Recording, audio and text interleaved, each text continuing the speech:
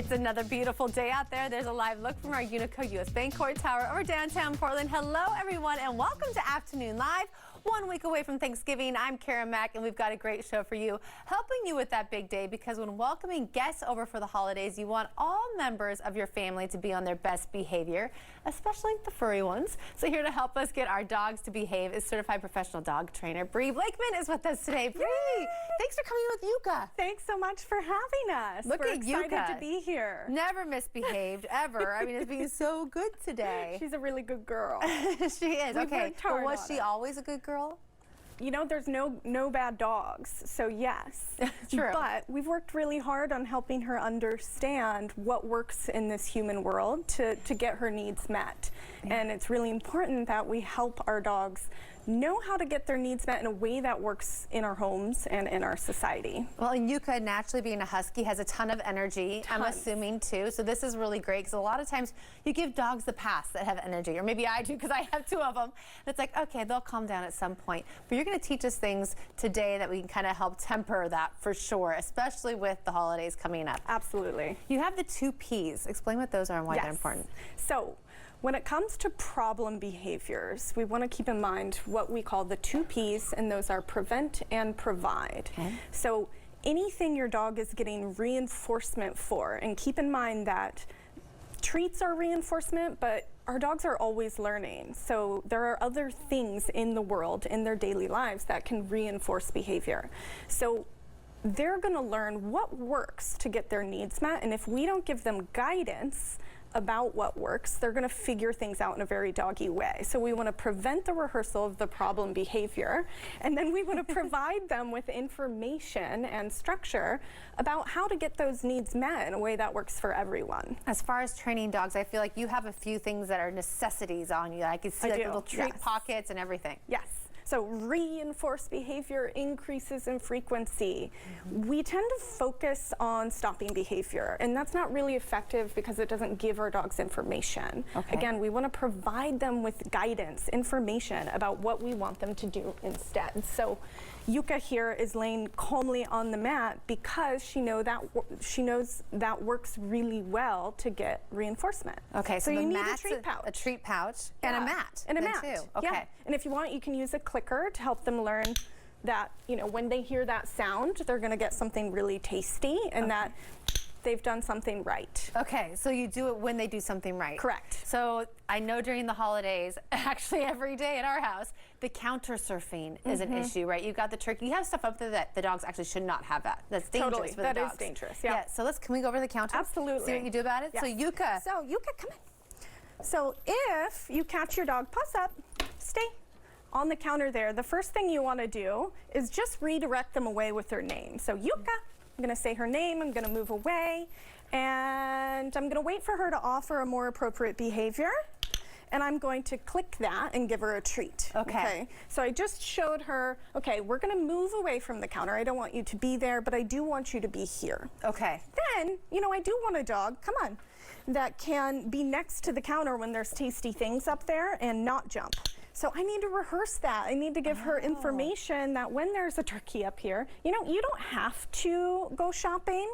Yeah. Right? Yeah, so because do you say the no? food is going to come to you. Like no, because again, no just stops the behavior. It doesn't really provide information. It can actually create anxiety and conflict. Okay. And I want to maintain a really nice relationship with my dog, because that's actually where our communication goes well, as if we like hanging out, right? What if you're walking in and you catch your dog already eating? Already eating, you know, the teachable moment is gone. Okay. And you're going to have to work hard to prevent further rehearsal of that behavior, because they just got a really, really tasty morsel for a behavior we don't really want. So that is when I would recommend, I've got her dragging a leash here, just pretend that there's a couch here or something I can tether her leash to. I'm going to ask her to lay down on her mat, and while she's tethered to that couch, she can't reach the counter. So I can go over here and I can chop my vegetables, I can make my Thanksgiving stew, but again, I'm going to show her, hey, you know, it's really worth it for you to be over there, because I'm going to come to you, I'm going to give you room service. Right? So takeout's no longer necessary. No, I'm just I like coming that. right to you. And that just makes it really worth it to her. So she's not conflicted about what's up here. I'm not having to constantly yell at my dog, who I adore. Yeah. We've created some structure that works for everyone. Okay, the next one is the guest coming over. Perhaps the jumping up, the going crazy, right? Yes. My dogs go crazy. Can we pretend here? Yes, let's do. Okay, so I'm the guest. You're the guest. So what I've done is I've prepared for my dog a really special treat that she only gets when guests come to the door. Okay, so should I knock? Yeah, go ahead and knock. So I'm gonna answer the door and I'm just gonna say, hi Kara, hold on just a second. Okay. Yuka, please. I know, it's exciting. I'm gonna help give her that information. Good girl. I'm gonna let my guest in, and I'm giving her something really delicious so that I can say, hi, good to see you, thanks for coming. That looked really easy. I didn't see what you did, but it worked because Yuka doesn't even want to see me. Yes. Okay. And she's a big jumper. So again, I prevented rehearsal by being really thoughtful about how I'm answering that door.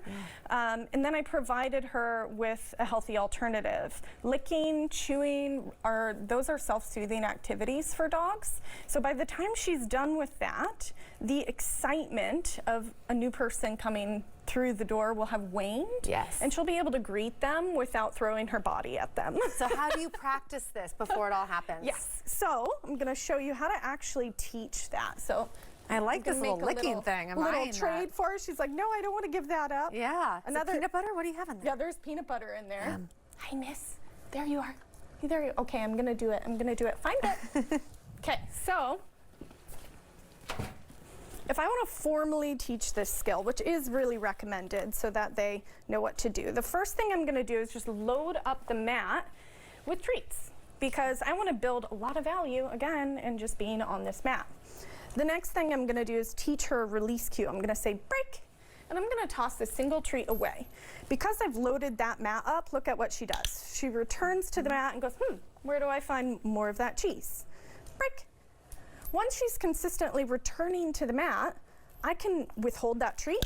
Most dogs will offer a sit because sitting often works in our human world to get treats. Break.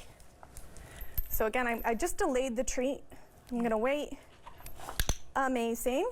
And the reason I am delivering a treat down on the ground is because if she sits again, if I withhold the treat now, the most likely behavior for her is to settle in, because she's getting so many treats on this mat. It's going to make a lot of sense for her to just default into a down. Yuka, you were brilliant today. Definitely deserve a treat. Oh my gosh, so great. Bree, thank you. You're so welcome. I know you solved a lot of problems for me, so I really appreciate it. I know people out there are very thankful as well. And Yuka was awesome. You guys, we're going to have more information about Bree on our website at KATU.com. Stay right there. Afternoon Live. We'll be right back. I'm almost nervous to say anything to make her not behave.